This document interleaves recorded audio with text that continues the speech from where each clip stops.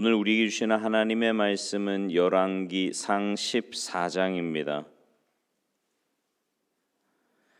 열왕기상 14장 21절부터 31절까지 우리 한 목소리로 봉독하시겠습니다.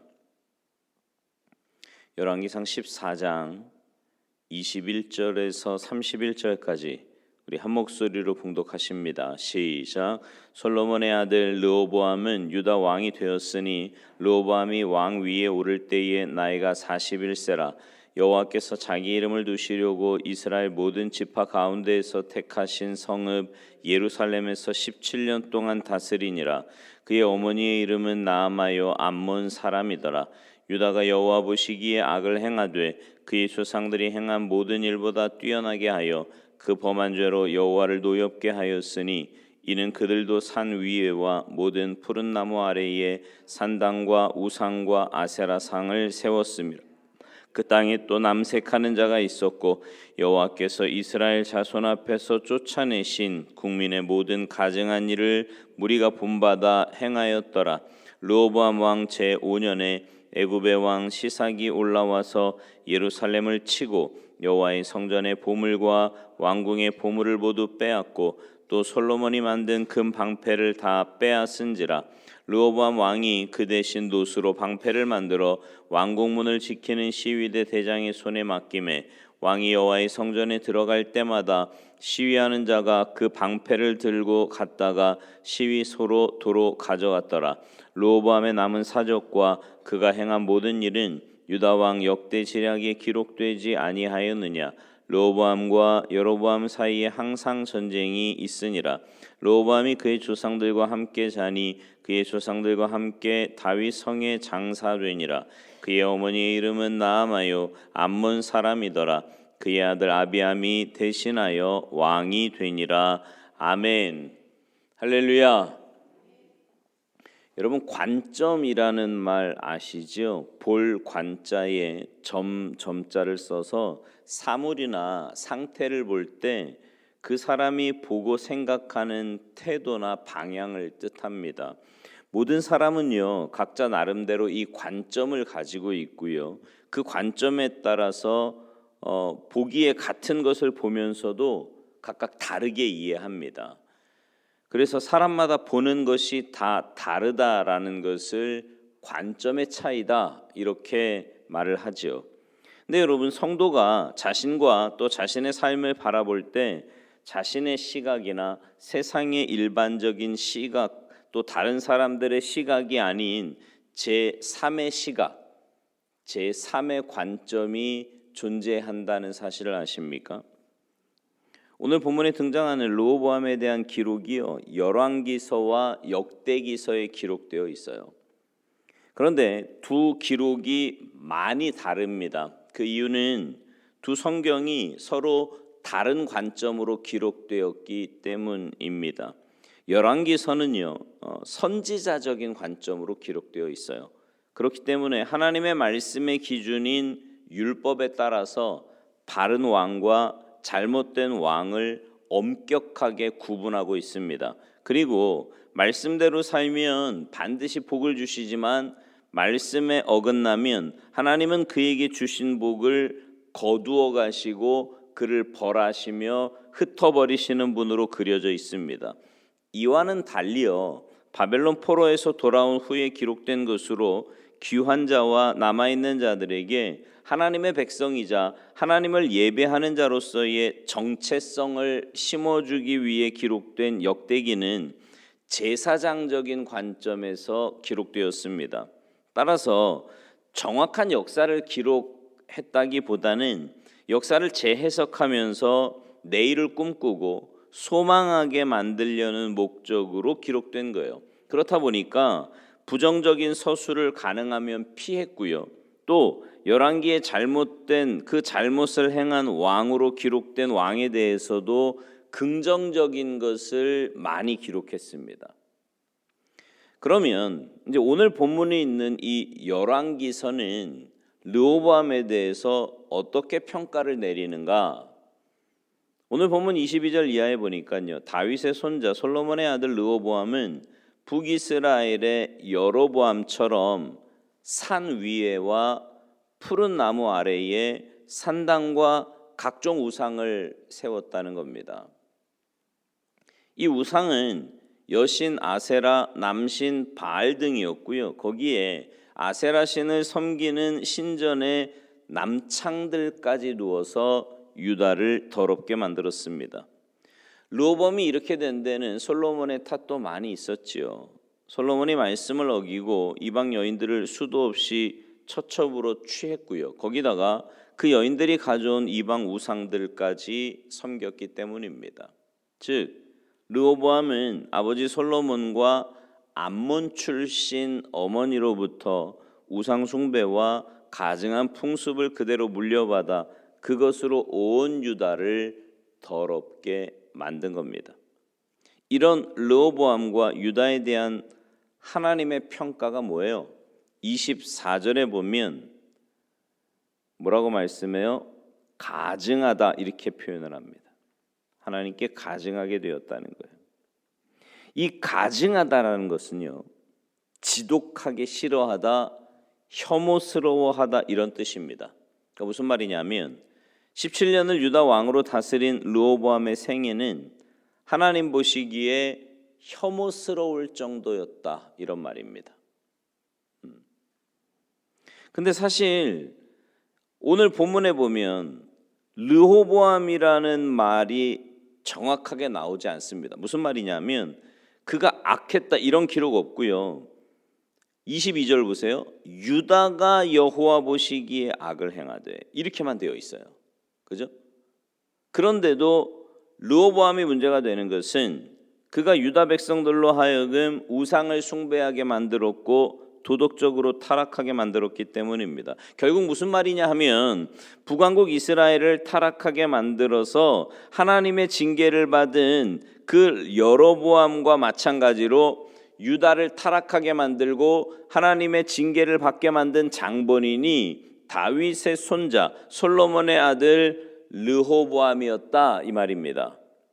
그러니까 오늘 본문의 의도가 바로 이거예요. 열왕기를 기록한 기자가 볼 때 남유다와 그 왕 르호보암도 북이스라엘과 그 왕 여로보암과 비교해 볼 때 차이가 없다는 거죠. 없잖아요. 똑같지 않습니까? 역사가와 일반 사람들은 남쪽과 북쪽을 비교하면서 뭐 정도의 차이, 시기의 차이, 방법의 차이 이런 거 설명할 수 있을 거예요. 그래도 국가의 정통성과 신앙의 중심인 성전과 하나님께서 다윗에게 하셨던 그 언약이 유다 나라와 다윗의 후손들에게 있지 않느냐 뭐 이럴 수도 있다는 말입니다. 그러나 열왕기서는요 그거 무시해요. 열왕기 기자가 이렇게 본 것은 하나님께서 그렇게 보시기 때문입니다.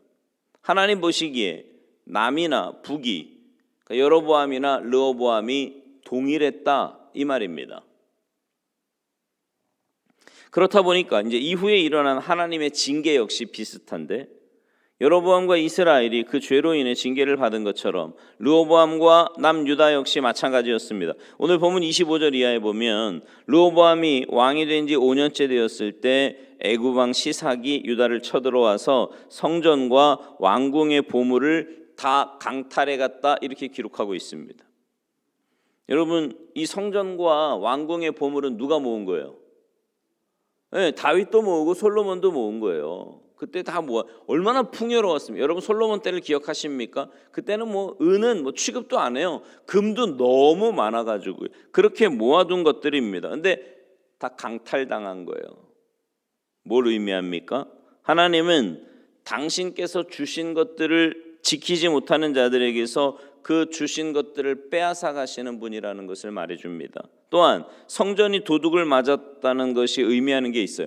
여러분 거룩한 성전이 하나님을 모르는 자들에 의해서 유린당하고 성전의 기물들과 보물들이 강탈당한 것은 우상을 숭배하고 도덕적으로 방탕한 그들은 더 이상 하나님의 백성으로서 자격이 없다는 것. 따라서 하나님께서 더 이상 그들 가운데 머무시지 않는다. 이걸 보여주는 겁니다. 또 이 일은 다른 메시지를 가지고 있었어요. 그것은 하나님의 경고입니다. 무슨 말이냐면 하나님께서 범죄한 유다를 시삭이라는 몽둥이로 때리면서도 아직은 끝이 아니니까 얼른 정신 차려라, 이런 뜻으로 그렇게 하셨다는 말이지요.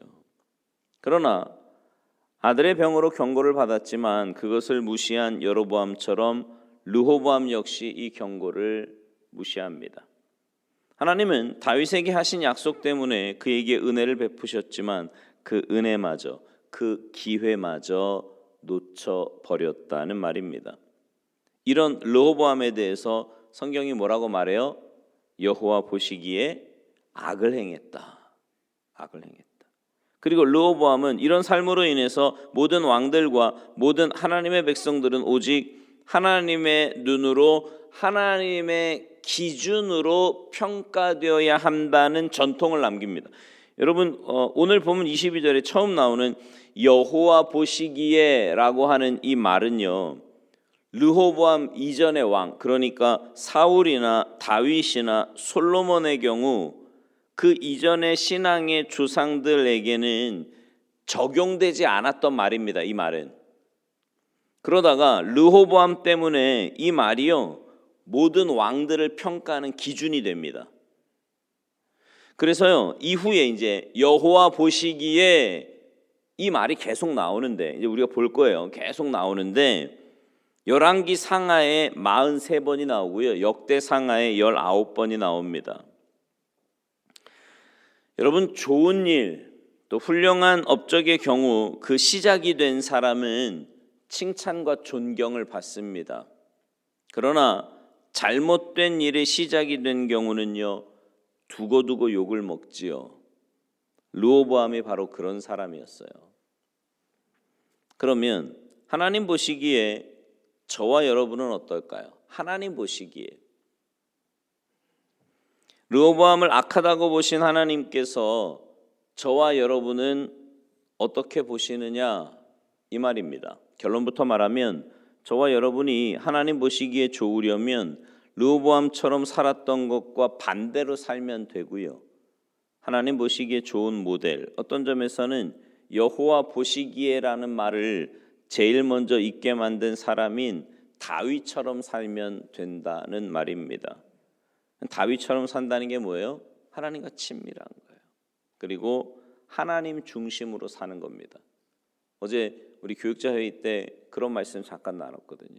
다윗은 자신의 감정까지도 하나님의 주권을 인정한 사람이에요. 사실 감정을 하나님의 주권으로 인정하는 사람 많지 않거든요. 제가 이렇게 목회하면서 보면 일단 자기 기분이 나빠, 자기가 수틀려, 그러면요, 뭐 하나님의 뜻이고 뭐고 없어요. 내 승질 풀릴 때까지 막 해대야 그래야 풀리지 않습니까?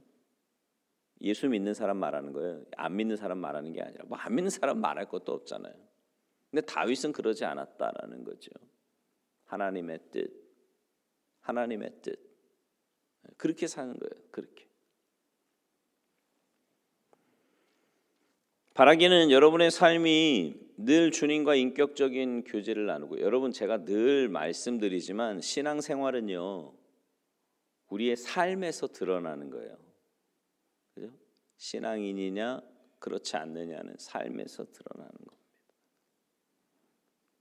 여러분의 삶이 하나님과 늘 교제를 나누어야 되고요. 이게 왜 중요하냐면 하나님과의 교제가 없으면 참 신앙생활 나는 그냥 잘하는 것 같아. 그죠? 특별히 이렇게 매일 새벽에 나오시는 분들은 나 새벽 기도하는 사람이야. 왜 이런 프라이드가 있지 않습니까? 그죠?